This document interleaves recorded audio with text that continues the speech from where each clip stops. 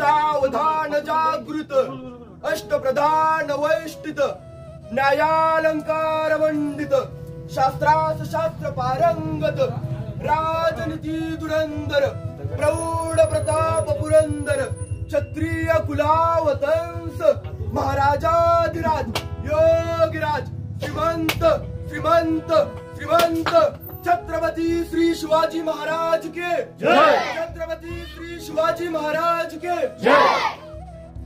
नमस्कार।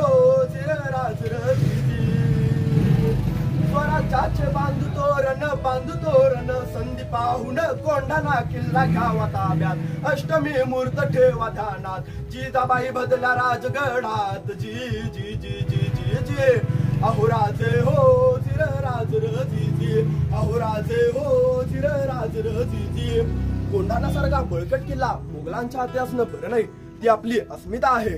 प्रणाम केला महातेला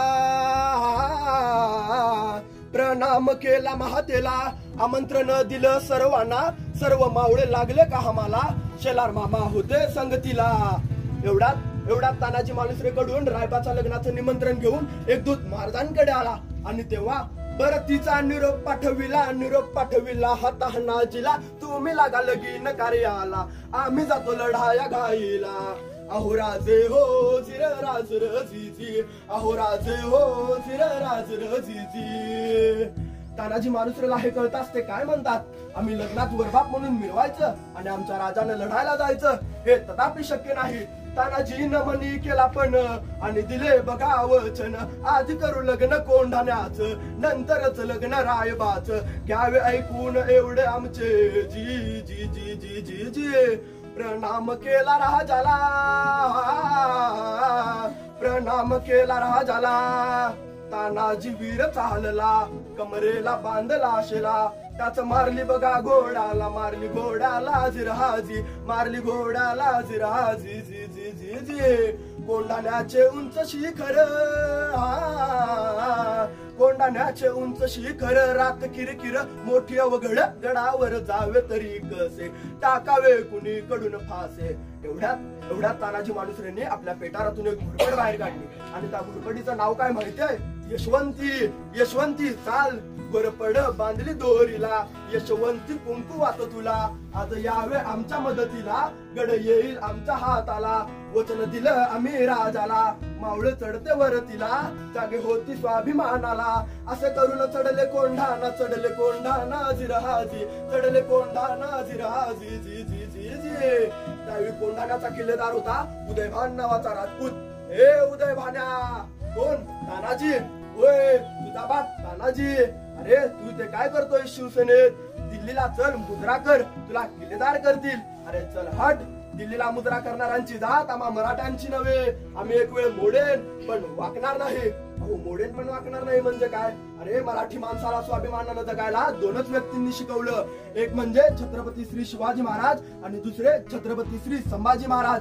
तानाजीनं वार बघा केला उदयभान पलटवार केला तानाजीच्या तोडलं ढालीला कमरेचा काढून शेला वर घेती वाराला उदयभान खेळी साधला तानाजीचा हात उडविला रक्ताने वीर नहालेला इंच इंच जखमा अंगाला रक्ताच्या थोराळात तानाजीला पाहून 80 वर्षाचे शेलार मामा उदयभानावर धावून गेले आणि मामाने मारलं उंटाना दात खाऊन केलं वाराला रक्त बोट लागलं तलवारीला छातीवर मामा बसलेला दाताने फोडलं नरडीला सपा सपा करती वाराला ओ सपा सपा करती वाराला उभा चिरला उदयभानाला जिरहाजी उदयभानाला जिरहाजी उदयभानाला जिरहाजी जी जी जी जी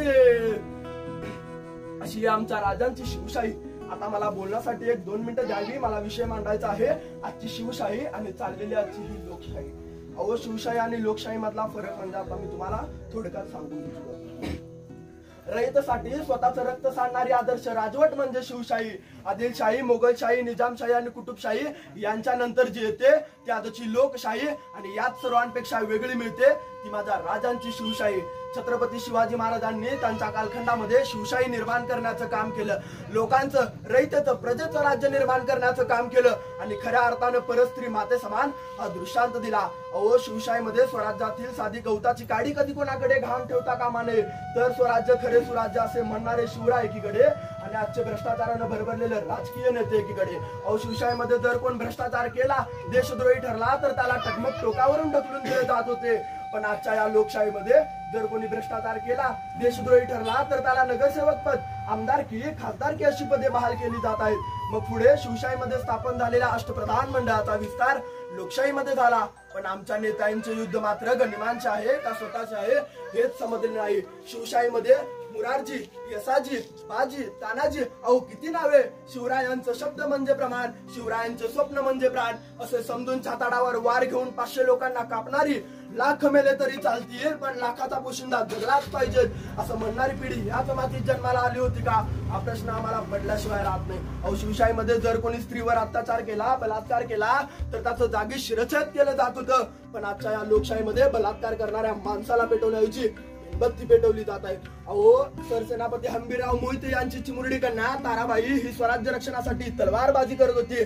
पण आजच्या या लोकशाहीमध्ये या चिमुरड्या मुलींवरच अत्याचार केले जात आहेत. मग या अशा अत्याचार करणाऱ्या लोकांना जागीच गोळी का घातली जात नाही, हा प्रश्न आम्हाला पडल्याशिवाय राहत नाही. ही अत्याचार करणारी लोक 5 वर्षाची शिक्षा बघून आल्यानंतर पुन्हा समाजात उथळ माताने वावरताना दिसतात. हे पाहून वाटतं का माझ्या राजाची शिवशाही जाऊन ही लोकशाही आली असावी. का स्त्री रक्षणासाठी राजे तुम्ही पुन्हा जन्माला येत नाही. अहो खरी लोकशाही म्हणजे काय, लोकांनी लोकांच्या कल्याणासाठी चालवलेलं राज्य म्हणजे लोकशाही. पण दुर्दैवानं ही लोकशाही आज या देशात राहिली आहे का. ज्या डॉक्टर बाबासाहेब आंबेडकरांनी आपल्या भारत देशाला घटना लिहून देण्याचं काम केलं, ती घटना खरोखरच अंमलात आणली गेली आहे का, याचंही चिंतन करणं मला गरजेचं वाटतं. अहो जर खरी लोकशाही म्हणजे काय, समान मूल्य, समान अधिकार, नैतिकता, स्त्री पुरुष समानता म्हणजे खरी लोकशाही. आणि याच लोकशाहीवर अंकुश ठेवण्याचं काम आधी आजच्या लोकांनी केलं पाहिजे. मग जर मतदानाला जाताना पैशांची अपेक्षा करत असाल तर ती खरी लोकशाही नव्हे. घराणेशाही मुक्त नेतृत्वाला संधी देणं म्हणजे ती खरी लोकशाही. या विषयाचा शेवट करताना मला एका सुभाषित कारकाचे वाक्य आठवतात. ते म्हणजे होतात दररोज युद्ध येते पर तो कृष्ण आज राहिला नाही. होतात दररोज युद्ध येते पर तो कृष्ण आज राहिला नाही. अरे ही गीता कोणास सांगू, तो अर्जुन आज राहिला नाही. भरतात दररोज दरबार येते ते शिवराय आज राहिले नाही. भरतात दररोज दरबार येते ते शिवराय आज राहिले नाही. अरे ही शिवशाही कोणास सांगू, तो महाराष्ट्राचा राजा आज राहिला नाही. तो महाराष्ट्राचा राजा आज राहिला नाही. पुण्यश्लोक छत्रपती श्री शिवाजी महाराज के जय.